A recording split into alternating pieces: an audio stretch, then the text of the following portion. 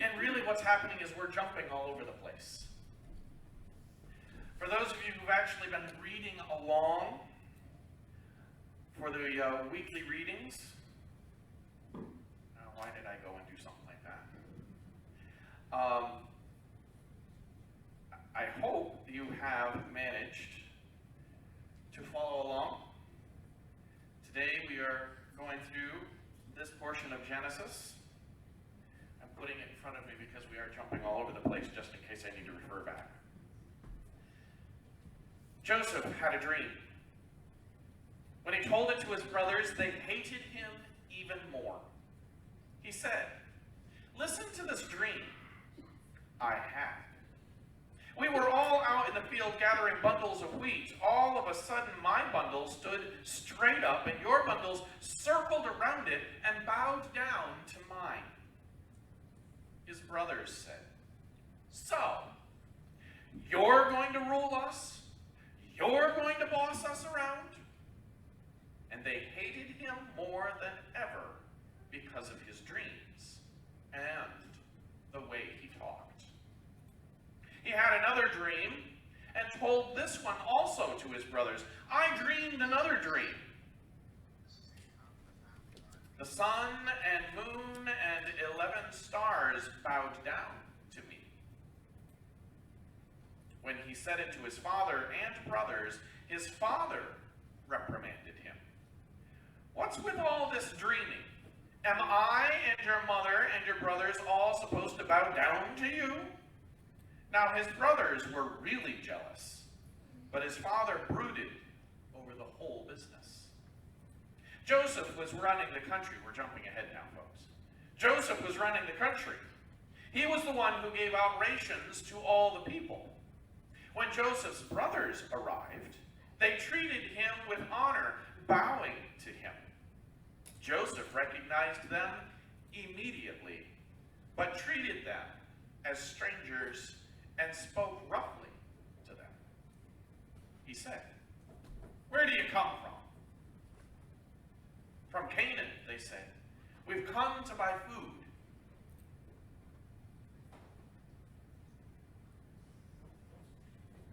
Joseph knew who they were, but they didn't know who he was. Joseph, remembering the dreams he had dreamed of them, said, "You're spies. You've come to look for our weak spots." Jumping again. Joseph couldn't hold himself in any longer, keeping up a front. Before his attendants, he cried out, "Leave! Clear out! Everyone leave!" So there was no one with Joseph when he identified himself to his brothers, but his sobbing was so violent that the Egyptians couldn't help but hear him. The news was soon reported to Pharaoh's palace. Joseph spoke to his brothers. "I am Joseph. Is my father really still alive?" But his brothers couldn't say a word. They were speechless. They couldn't believe what they were hearing and seeing. Jumping again. After burying his father, Joseph went back to Egypt. All his brothers who had come with him to bury his father returned with him. After the funeral, Joseph's brothers talked among themselves. What if Joseph is carrying a grudge and decides to pay us back for all the wrong we did him? So they sent Joseph a message. "Before his death, your father gave this command. Tell Joseph, forgive your brother's sin." All that wrongdoing. They did treat you very badly. Will you do it? Will you forgive the sins of the servants of your father's God? When Joseph received their message, he wept. Then the brothers went in person to him, threw themselves on the ground before him, and said, "We'll be your slaves." Joseph replied, "Don't be afraid. Do I act for God? Don't you see? You planned evil against me, but God used those same plans for my good. As you see all around you right now, life for many people. Easy now. You have I'll take care of you and your children. He reassured them, speaking with them heart to heart. Here ends the reading. Thanks be to God. How many of you struggle with the same issue? Where you don't necessarily say what you mean and what you want. Love, anger, betrayal, and forgiveness. Boy, doesn't that sound like every aspect of life rolled up into a big mishmash of yuck. But isn't that part of what life is like? There's that love, and then there's anger, and then there's the feelings of betrayal. And it happens in almost every single relationship. It's that last word that we have a tendency to struggle with, don't we? Now, I'm sure that there is no one here that has ever said something in anger or frustration that they regret. There's no one here that's ever done that, I'm positive. No? You mean you've done that? Well, surely you guys were able to resolve it very quickly and calmly and without any kind of hurt feelings on anybody's part, right? I'm watching young folks looking at their parents going, yeah, right. We as human beings feel big emotions. And we act sometimes on those emotions far faster than our heads. I know I'm guilty of it. We call it having a short fuse, don't we? I don't have a fuse anymore. I just blow up, depending on what the circumstance or the situation is. And I will freely admit that. It is something I am working on just like everybody else. Our story today is of Joseph and his family. And it is a story that many of us look at and we read and we just cannot possibly fathom this kind of behavior happening. But if we really stop for a moment and think about it, every one of our families, somewhere within the generations, will have experienced something similar. We will use all kinds of language to try and soften the story. You know, he's just a little odd. These are the sheep, but that's the other color. Right? We use all kinds of stories to try and shift our way around it, and the consequences of this can last for ages. Joseph, young man, like most young folks, thinks, out it comes. You know, for all we know, maybe he has ADHD, ADD, I don't know. Either way, he's a young person, and what came into his head came right out of his mouth with absolutely no filter. Isn't that how we usually say it? And he looks at his brothers, who are all older than him at this point, and says, guess what? I had a dream, and let me tell you about it. We were all out in the field, and we were doing this, and my sheep stood up, of grain stood up, and yours all came and circled around it and bowed down. Now, I'm the eldest in my family. And there's a certain level that as the eldest, I expect my siblings to look at me and listen to what I have to say because I am the oldest. I've got more life experience. I've learned things. Whether that's true or not is another story. Set that off to the side. We're talking about what we often think and feel.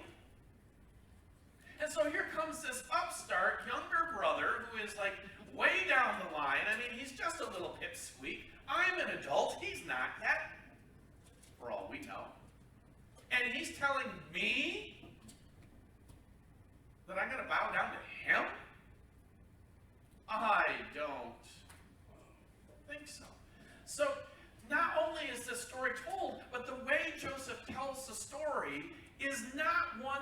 to elicit any kind of warm, fuzzy feelings.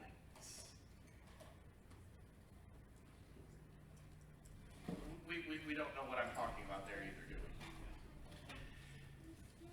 And so, if you've read the story, you find out the brothers get so angry at him, not just over that story, but the next one where the sun and the moon and then the stars circle around and bow down to Joseph again. And they're like, the father then is going, excuse me? I am your father and you will show me respect. No parent has ever uttered those words. I think I uttered them just the other day.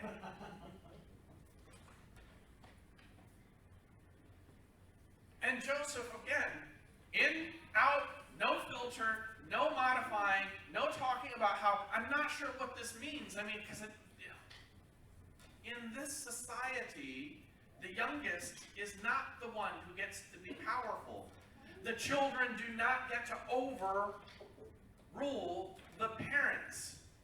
And we still try and operate that way today in many aspects of our life. Children are supposed to respect and honor their parents, right? And so here's the story, and Joseph tells it, and his father's like, But then it says the father broods over it. What does it mean to brood? Anybody have any idea what brooding is? I mean, we usually think of it as something dark and negative. But brooding is really just that concept where it's stuck there. You can't just let it go. You think about it. You keep bringing it back, trying to figure it out. The brothers finally have had enough. They were going to kill him, but they didn't. They sold him into slavery. Joseph has all these additional experiences. Finally, he becomes one who is the second only to Pharaoh. He's ruling Egypt for all intents and purposes, helping them through an incredible famine that is affecting more than just Egypt. It's the whole region of what we now call the Middle East.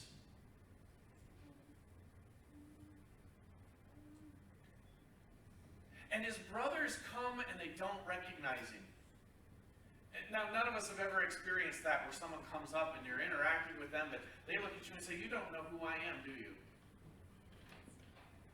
Anybody who's ever been a teacher has probably experienced this at least once. You don't have any idea who I am anymore, do you? And they're like, no, I'm not sure I do. Well, you used to be my teacher, and then suddenly he's like, oh, this is sort of what's happening here, except Joseph doesn't give away who he is, but he recognizes them. Now, folks, if you've been hurt by someone, and I mean really hurt by someone, what usually goes to our mind is not forgiveness right away. It's anger, betrayal, and by golly, I want revenge. And if you don't believe me, turn the news on for just 10 seconds. Because our news is always filled with the concept of retribution. You looked at me the wrong way, I'm going to smack you. You've never said that to your kids, have you? And it's true. Joseph doesn't immediately start to hurt them, but he does say some additional things. What we say has long-lasting effects. He spoke a dream, and he's still living the consequences of the way he spoke it. His brothers had an action taken against their brother, and they're still living with the guilt of it because they know they're the ones that have done the hurt for their father for years and years. Our actions will have consequences that far outlast the moment that it happened.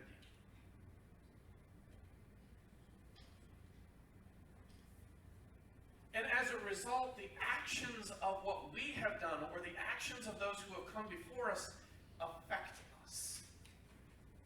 One of the illustrations that I heard recently was of someone who built a hotel that he really wasn't interested in accessibility because he didn't want to have to deal with putting in ramps and rails and Betrayal or anything like that. He just wanted to have folks come in and use his building the cheapest way possible so that he could make money. But he retired and it was time to sell the building. The next person who bought it wanted everyone to be able to come and use the hotel. Except there's a problem. The hotel was built so that only those who were completely mobile and visual were able to use it, right? The previous owner, was he the one responsible then for going back through after the building was sold to put in ramps and rails and braille and all? Who was the one responsible for it? The one who purchased it, received it later. You see, the actions of one in the past don't just affect that person, but can affect the next or the next. And I say this, folks, because throughout human history, the actions of one person or one group of people affect those afterward. The fighting and the arguing between the brothers, that may have eventually been resolved with forgiveness among the brothers, but there is still the sense of challenge and animosity that we get to see among the different tribes as we continue to read through Genesis, Exodus, Leviticus, Numbers, and Deuteronomy. That hurt echoed and rippled for generations. We see this even today, whether we want to acknowledge it or not. And the challenges that we see when it comes to racism, sexism, ageism, the ripples of what once was still affect now. The words spoken then still echo down both the good and the negative. And what we say now and how we take care of things now in the acts of love, anger, betrayal, and forgiveness will affect those who come later. Ouch. Pastor, couldn't we have just left this with Joseph and his brothers? No, because we're still living with the effects of what happened between these brothers. Why are we still living with those effects? Because the story is continued to be passed down as a warning, as a teaching moment. Because the truth of their story we see in our own families and our own countries even now.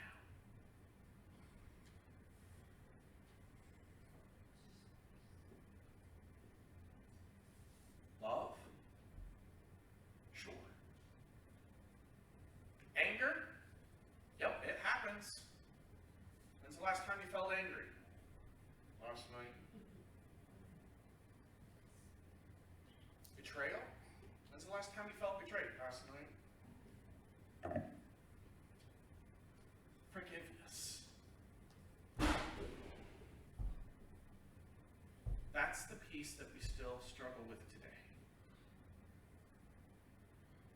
The story that we have is of Joseph looking at his brothers. He recognizes them, and he makes them sweat it out for a while. And if you have read the story, you know that it affected more than just those immediate brothers. It affected the younger brother who had absolutely nothing to do with the entire thing that happened to Joseph.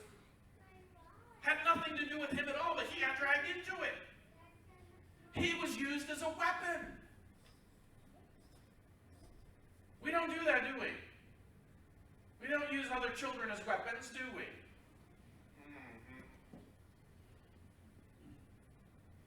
We have to be careful, folks, because it doesn't just affect those immediately involved. Joseph dragged everyone into this, and then the time comes where he's like, I'm going to take care of you. This is what's going to happen. And his father and his brothers live in the land free, doing well, doing something that the Egyptians really didn't want to do, because at this time the Egyptians really didn't see herders as really all that important. They were looked down on because they were too nomadic. And Egypt, of course, was not really nomadic at this point. They had their big cities and canals and everything else they were building. They were the elite of the elite, if you will.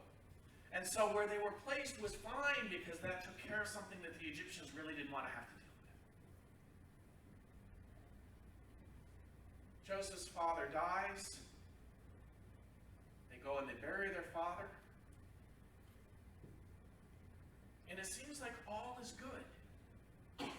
Except, remember that word from earlier? The father did what? Brooded.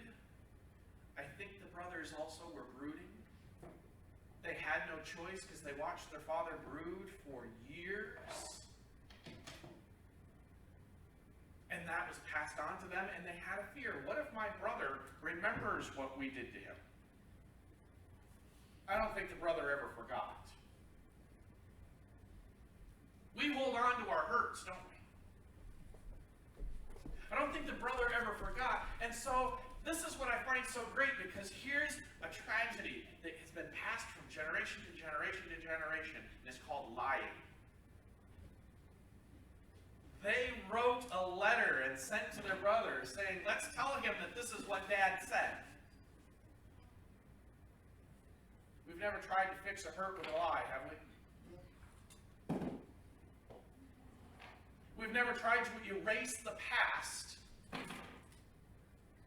by using the authority of someone else, have we? And so they lied to the brother, and the brother wept over this. Because in many ways, the brother had already given them forgiveness and realized the brothers didn't recognize it or realize it. See, folks, this is the piece that is so hard, is that when you don't communicate, truly communicate, all the forgiveness in the world will do nothing. Because one will never receive it because they don't know that it's actually been offered. Or the other one won't offer it because they think you're not sorry for what you did.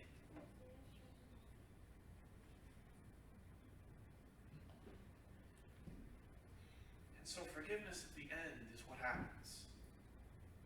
I'm going to take care of you, and I'm going to take care of your children. I've got the authority to do this now. I'm going to take care of you.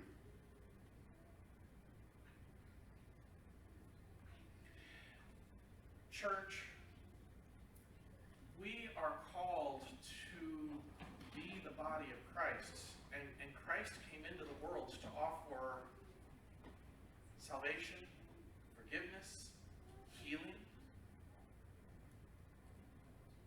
But in order to receive that, we have to let go of the hurts and the pain, the misconceptions of who we are and who we think God is. We are followers of whom? It's a rhetorical question, folks. You're allowed to shout this one. We're followers of Jesus, right? We're followers of Jesus. So what Jesus would do is what we also should do. And if that isn't the perfect example of how to go,